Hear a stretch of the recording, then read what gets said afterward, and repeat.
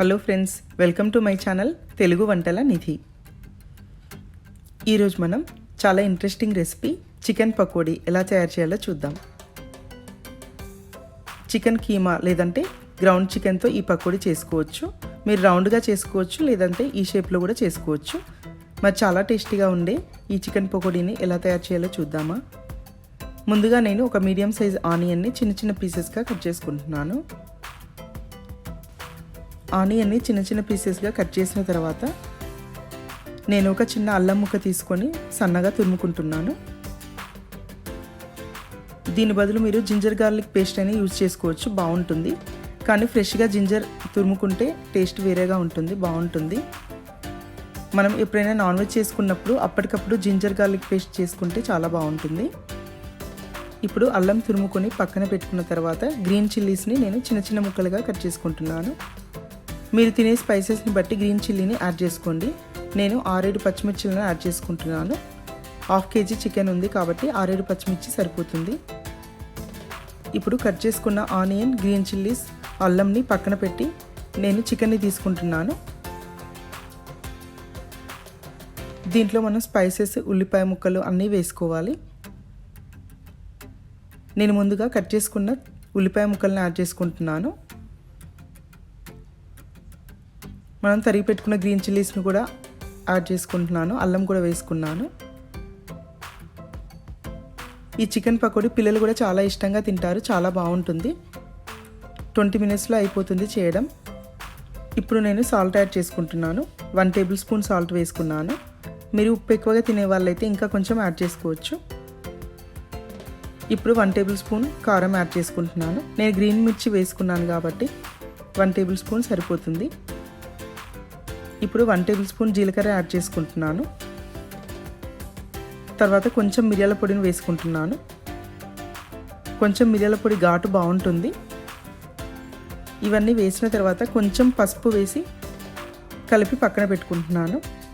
ఇప్పుడు నేను వేరే గిన్నెలో 2 స్పూన్ల కార్న్ ఫ్లోర్ వేసుకుంటున్నాను.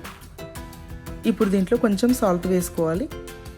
ఈ సాల్ట్, కార్న్ ఫ్లోర్ ఇవి రెండు సరిగ్గా కలిసేటట్టు ఒకసారి చేతితో అలా కలుపుకోవాలి. ఎందుకంటే మనం చికెన్ని బాల్స్ లాగా చేసుకొని దీంట్లో డిప్ చేసి డీప్ ఫ్రై చేసుకోవాలి. ఆ టెక్స్చర్ కోసం నేను ఇలా చేసుకుంటున్నాను.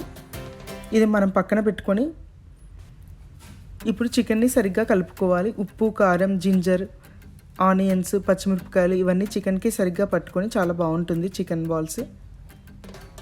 ఇప్పుడు చికెన్ కలపడం పూర్తయిపోయినట్లే. మనం గ్రౌండ్ చికెన్ తీసుకున్నాం కాబట్టి ఉప్పు, కారం సరిగ్గా కలిసిందా లేదా ఒకసారి చెక్ చేసుకొని చిన్న చిన్న బాల్స్ లాగా చేసుకోవాలి చికెన్ని.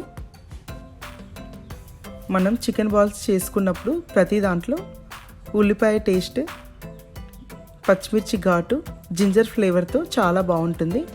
మనం ఇప్పుడు కార్న్ ఫ్లోర్లో ఒకసారి డిప్ చేసుకోవాలి.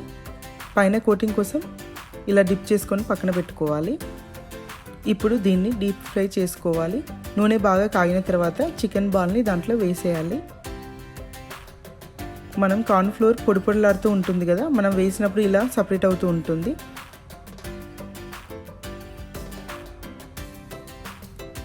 ఇప్పుడు దీన్ని అన్ని వైపులా సరిగ్గా వేగిన తర్వాత తీసేయాలి. ఇప్పుడు నేను స్పూన్తో అటు ఇటు రోల్ చేసుకుంటున్నాను. అన్ని వైపులా గోల్డెన్ బ్రౌన్ కలర్ వచ్చేంత వరకు వేయించుకోవాలి. ఈ చికెన్ బైస్ని టమాటో సాస్తో తింటే చాలా బాగుంటాయి. మనం ఫస్ట్ వేసుకున్నాం కదా, ఇది కొంచెం టైం పడుతుంది. తర్వాత నూనె బాగా కాగుతుంది కాబట్టి చాలా ఈజీగానే చేసుకోవచ్చు. దీన్ని తీసి పక్కన పెట్టుకున్న తర్వాత నేను ఇంకా కొన్ని చికెన్ బాల్స్ని చేసుకుంటున్నాను.